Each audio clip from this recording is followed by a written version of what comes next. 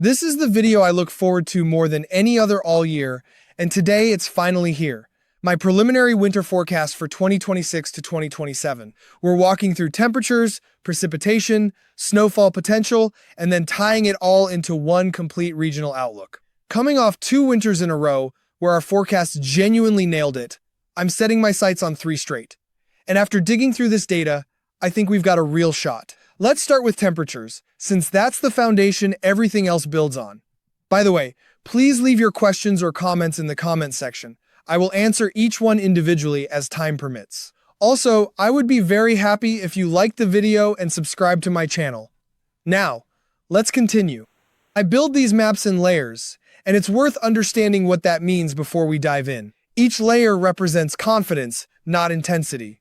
So as more layers stack onto a region, that means I'm growing more certain that area leans one direction, not that the anomaly is getting more extreme. Starting with our first layer of below normal temperatures, we're already seeing a wide swath: the Southwest, South Central states, Southeast, Ohio Valley, and even stretching into the Northeast and Mid-Atlantic. Now, we have to address the big story driving this forecast. A record-breaking, super-strength El Niño is expected this winter, meaning surprises are baked in from the start. Our second layer of below-normal confidence covers nearly the same footprint with only a thin sliver outside it. The third layer brings even more confidence in below-normal temperatures across the deep South, Southeast, and lower Mid-Atlantic. Some of that cold comes straight from the Arctic, and I expect it to be fairly east-based this winter, something I'll unpack shortly.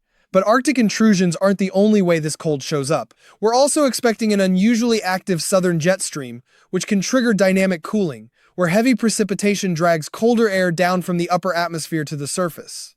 Given how active this storm track looks, expect dynamic cooling to play a bigger role than usual this season. Flipping to the above normal side, the story shifts to the northwest and north central states, including the upper Midwest. Expect a powerful northern jet stream, drier than its southern counterpart, but strong enough to drag mild Pacific air onshore quickly. Regions that typically brace for harsh Arctic conditions could instead feel more like the North Pacific this year. That earns a second layer here, and it doesn't stop there.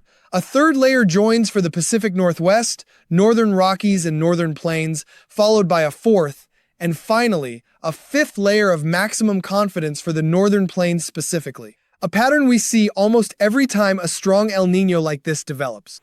It's worth repeating that the cooler conditions expected in the Southwest aren't coming from Arctic air either. They're a byproduct of dynamic cooling, driven by cloud cover and precipitation. I anticipate a dominant ridge parked over the west, echoing the last 2 winters.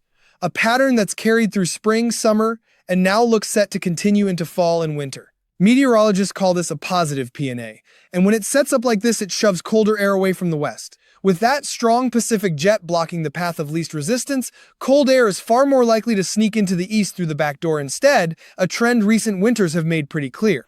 Now let's move into precipitation, which this super El Niño will influence more heavily than any other factor, since it steers the jet streams controlling our storm tracks. Historically, these setups deliver dramatically above normal precipitation to specific regions, but let's start with where things trend drier. That northern jet isn't particularly stormy.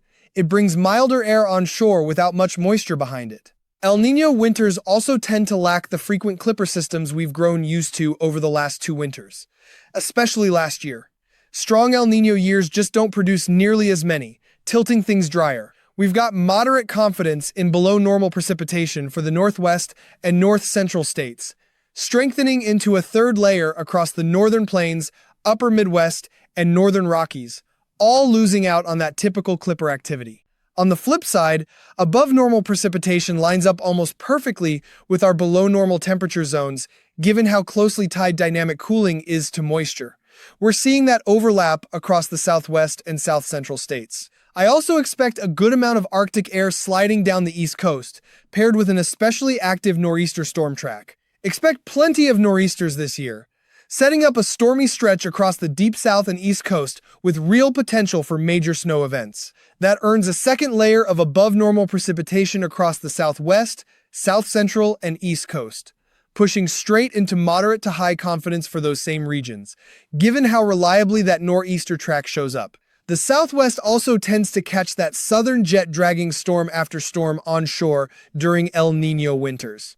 A fourth layer activates along the southeast coastline, since even when nor'easters track slightly farther offshore, they still deliver meaningful moisture. The southwest earns its own fourth layer, and I felt confident enough to add a fifth specifically for California and into the southern Four Corners, given how relentless this storm activity looks. Now for the part everyone waits for: snowfall potential, framed as a chance-based forecast rather than a straight anomaly map.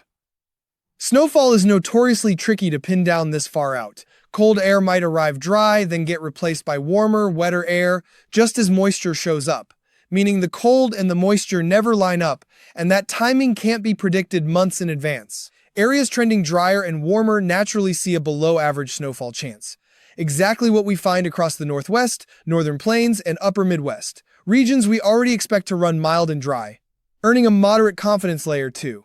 For above-average snowfall chances, the overlap with our precipitation and temperature maps is obvious, since colder air plus more moisture raises the odds, even if we can't nail the exact timing. That first layer covers the southwest, south, and east coast.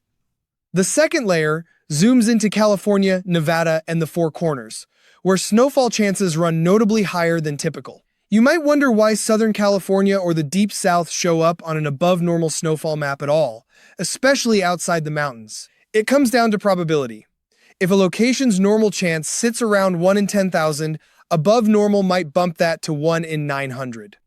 Still unlikely, but the odds are shifting. For the Sierra Nevada and Southern Rockies, though, this could mean legitimately significant snowfall, and we keep stacking layers here.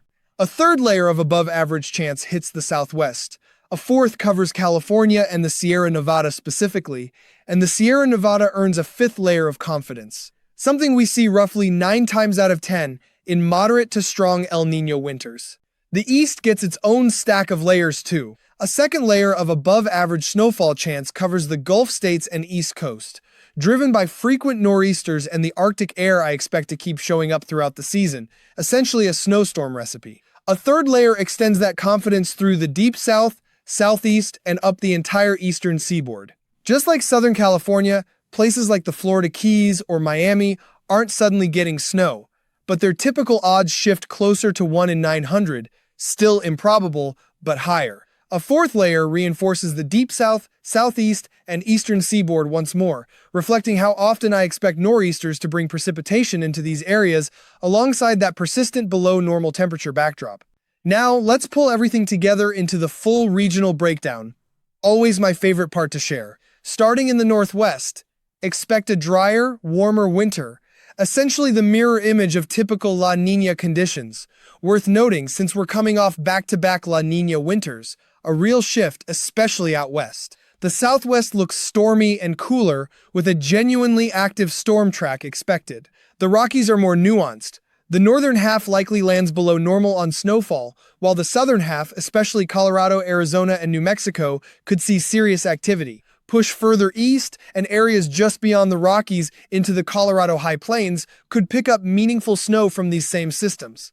There's a bit of a question mark over the north-central states regarding the polar vortex. Even with above-normal temperatures expected overall, the Arctic remains in an unusually active phase, one that's overperformed the last 2 winters without much sign of change. I think we'll still see polar vortex intrusions at times, likely briefer and shifting eastward, but capable of reaching even these far western areas like the northern plains, Montana, and Wyoming on occasion. Most of the time, though, expect a milder pattern for Nebraska, Kansas, Iowa, and Missouri, with reduced precipitation and generally softer conditions. The Deep South earns its usual title as a winter battle zone, and that deserves extra explanation. Across this region, expect frequent clashes between rain, snow, and ice, a recurring theme that won't break this year. Messy storms are common, and when they bring ice and sleet, they can be more dangerous than a clean snowstorm, so that's worth taking seriously. Major storm activity looks likely across the Deep South into Florida and Georgia, stretching back through Texas and New Mexico, with above-average severe weather odds, a fairly typical El Niño signature. Don't rule out occasional deeper Arctic intrusions reaching this far south either, and with elevated precipitation in play, we could even see a rare snow event pop up somewhere in the Deep South before winter's through. Across the Midwest, Ohio Valley, and parts of the Great Lakes, expect a genuine roller coaster. Mild Pacific air will push in frequently, but Arctic blasts should show up with similar regularity, creating real back-and-forth swings throughout the season. Lake effect snow could be a bigger story than usual too, since lake temperatures are running quite warm right now. If cold air arrives early, particularly in November or December, and sweeps over those warm lakes, that combination can trigger some genuinely major lake effect snowfall totals. Moving further east, expect the Appalachian Range and interior eastern areas to see real potential for significant snowstorms, building on a pattern that already produced several big events last winter. With that active nor'easter track in play, this region looks primed to cash in repeatedly on substantial snow systems throughout the season. And finally, for the mid-Atlantic and northeast, the defining factor is going to be those frequent nor'easters, some hitting with real strength. Whether they arrive as heavy snow or more of a wind and rain event, the impact will be significant either way. Based on our temperature outlook and this active nor'easter track, expect these coastal eastern seaboard areas to get hit with multiple rounds of major snowfall before the season wraps up.